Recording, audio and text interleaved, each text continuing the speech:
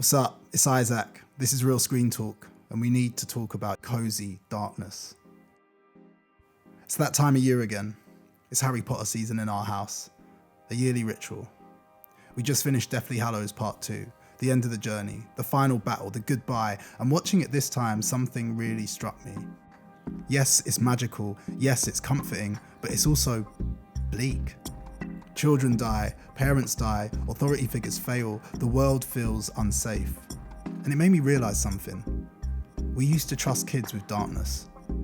And one of my all-time favourite examples of this that sits quietly at the centre of this conversation, so quietly only real G's know, is a film that feels like a missing link between the cosy darkness cinema of my childhood and the Harry Potter films. That film is Young Sherlock Holmes. Released in 1985, Young Sherlock Holmes has Spielberg's name on it and Barry Levinson in the director's chair just 3 years before his Oscar win for Rain Man.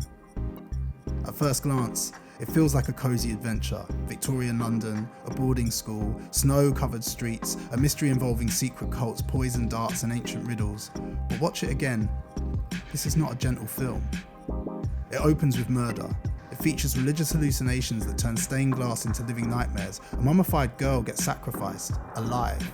There's a moment where a grown man calmly walks into a church and is stabbed to death by a vision only he can see. It ends with betrayal, death, more sacrifice, and emotional loss. That is not safe cinema. And yet, this film is made for families.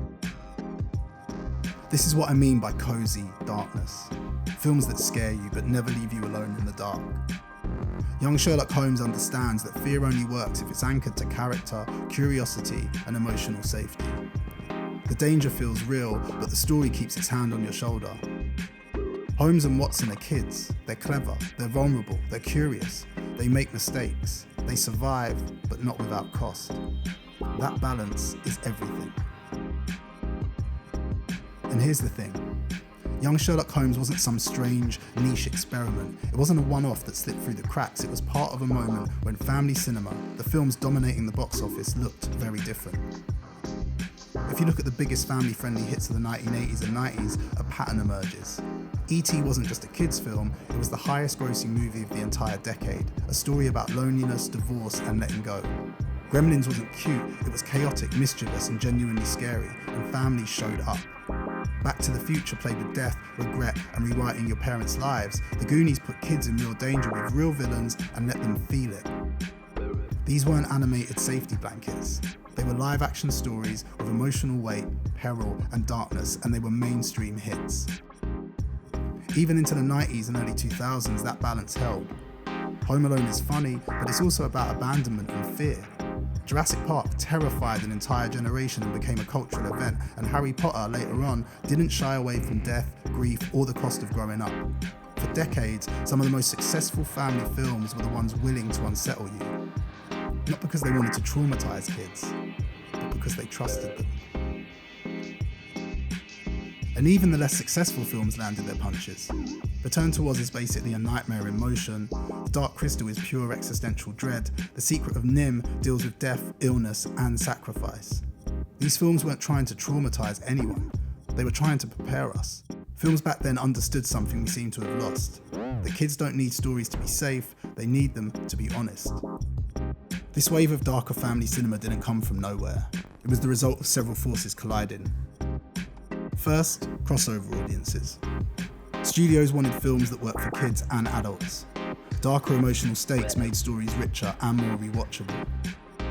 Second, VHS changed the rules. Films lived longer at home, memorable imagery mattered, so did villains, tension and emotional intensity. Darkness helped films stick. Third, horror was in the room. Many of the artists involved came from horror and fantasy backgrounds, and practical effects, animatronics, prosthetics, miniatures have weight. They feel real, which means they can scare you.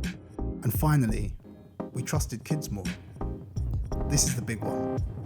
Writers believed children could handle fear, grief, ambiguity, loss, and Young Sherlock Holmes proves it. It doesn't explain away the pain, it doesn't soften the ending, it lets a formative experience shape Holmes into who he becomes.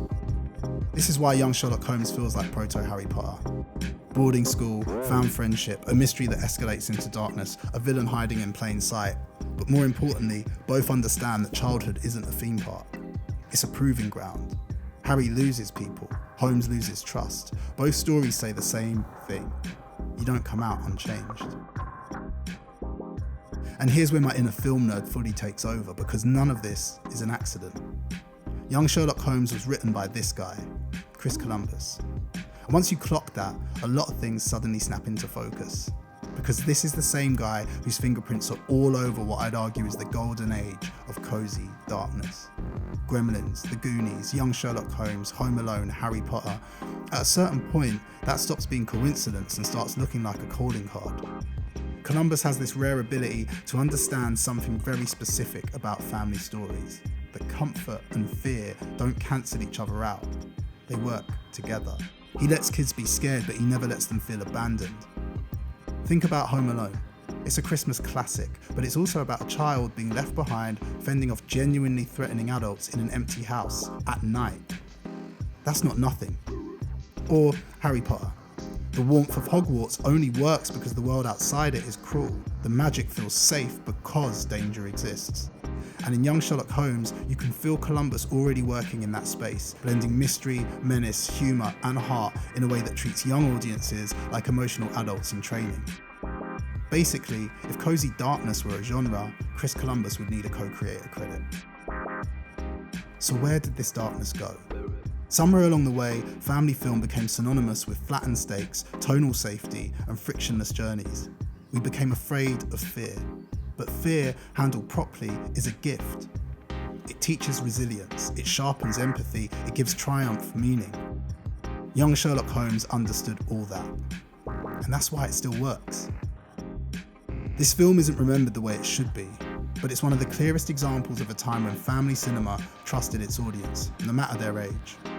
It's thrilling, it's unsettling, it's emotionally honest, and watching it now, during Harry Potter season, it feels like a reminder of something we shouldn't lose again. That kids don't need everything softened.